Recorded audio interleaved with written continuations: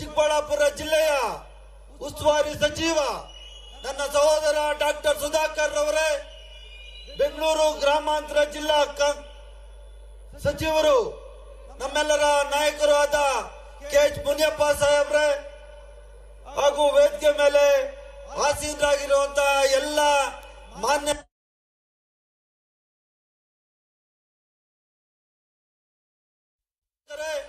ವಿಶೇಷವಾಗಿ ವೇದಿಕೆ ಮುಂಭಾಗದಲ್ಲಿ ಆಸೀನರಾಗಿರುವಂತಹ ಚಿಕ್ಕಬಳ್ಳಾಪುರ, ಕೋಲಾರ ಹಾಗೂ ಬೆಂಗಳೂರು ಗ್ರಾಮಾಂತರ ಜಿಲ್ಲೆಯ ಎಲ್ಲ ನನ್ನ ಪ್ರೀತಿಯ ಸಹೋದರ ಸಹೋದರಿಯರೇ, ಇವತ್ತು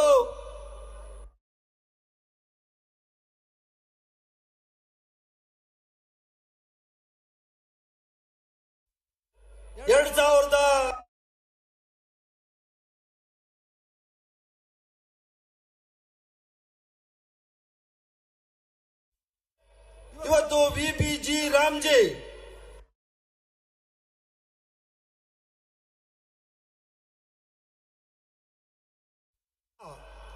ದೇಶದ ಗ್ರಾಮೀಣ ಕೂಲಿಕಾರರು, ಸಣ್ಣ ರೈತರು ಜೀವನೋಪಾಯಕ್ಕೆ ಜೀವನ ಆಧಾರವಾಗಿದ್ದ ಉದ್ಯೋಗವನ್ನು ಸ್ಥಳೀಯವಾಗಿ ಕೇಳಿ ಪಡೆಯುವ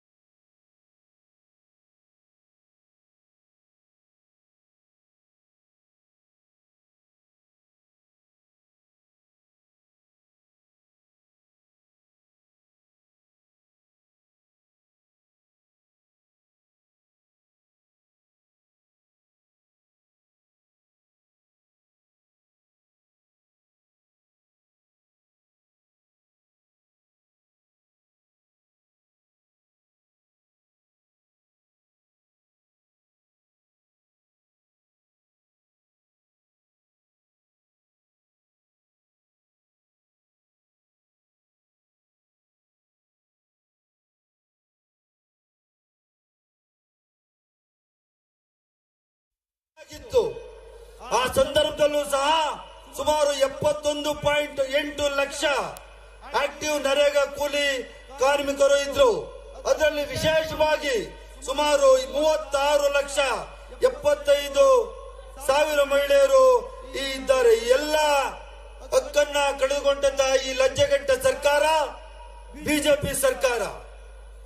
ದೇಶದ ಸಣ್ಣ ರೈತರು, ಕೂಲಿ ಕಾರ್ಮಿಕರು ತಾವು ವಾಸಿಸುವ ಜಾಗದಲ್ಲೇ ತಾವು ಇದ್ದಂತ ಗ್ರಾಮ ಪಂಚಾಯಿತಿಗಳಲ್ಲಿ ಕೆಲಸಗಳನ್ನು ಮಾಡಿ ಅವರು ತಮ್ಮ ಆರ್ಥಿಕತೆಯನ್ನು ಕಟ್ಕೊಳ್ತಾ ಇದ್ರು.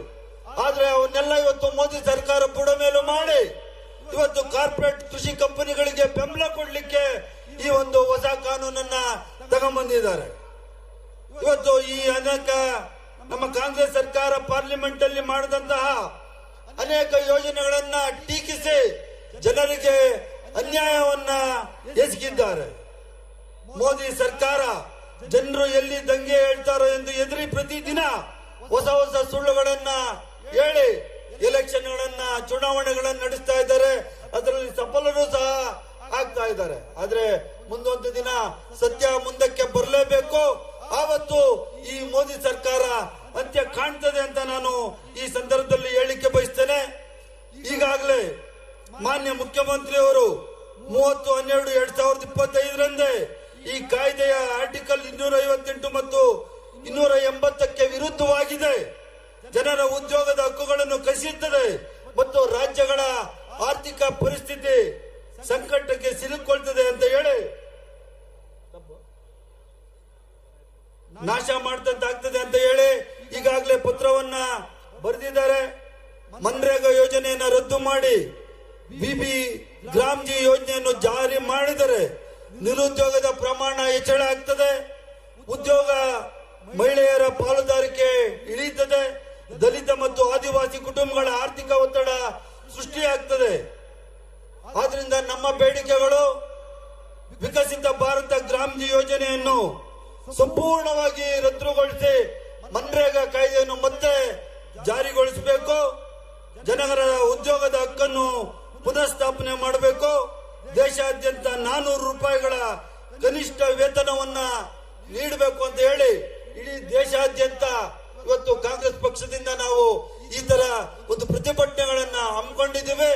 ಮುಂದಿನ ದಿವಸಗಳಲ್ಲಿ ನಿಮ್ಮೆಲ್ಲರ ಸಹಕಾರ ಈ ದೇಶದ ಜನಗಳ ಸಹಕಾರ ಕಾಂಗ್ರೆಸ್ ಪಕ್ಷಕ್ಕೆ ಇದ್ದ ಪಕ್ಷದಲ್ಲಿ ನಾವು ಮನ್ರೇಗಾ ಕಾಯ್ದೆಯನ್ನ ನಾವು ಮಾಡ್ತೀವಿ ಅಂತ ನಾನು ಈ ಸಂದರ್ಭದಲ್ಲಿ ಹೇಳಿ, ಈ ಕಾರ್ಯಕ್ರಮಕ್ಕೆ 3 ಜಿಲ್ಲೆ ಹಾಗೂ ಕರ್ನಾಟಕ ರಾಜ್ಯದಿಂದ ಅನೇಕ ಸಾವಿರಾರು ಸಂಖ್ಯೆಯಲ್ಲಿ ನೀವೆಲ್ಲರೂ ಬಂದಿದ್ದೀರಿ.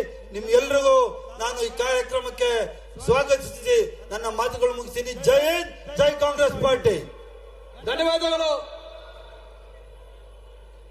ಬೈರತಿ ಸುರೇಶ್ ಅವರಿಗೆ. ಬಂಧುಗಳೇ, ತಾವೆಲ್ಲರೂ ಈ ಒಂದು ಐತಿಹಾಸಿಕ ಕಾರ್ಯ